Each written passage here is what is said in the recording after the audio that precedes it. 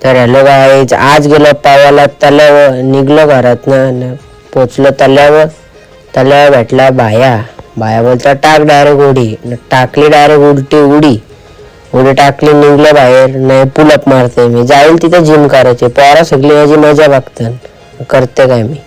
परत एक टाकली उडी, गेलो नॉनस्टॉप डायरेक्ट खांबावर. तर बघा फास्ट केले व्हिडिओ, एवढं लवकर पण पोचत नाही, खांब लांब आहे थोडासा, एवढं लवकर नाही पोचतो तर पोरा बोलतो मागशी वरती चढ.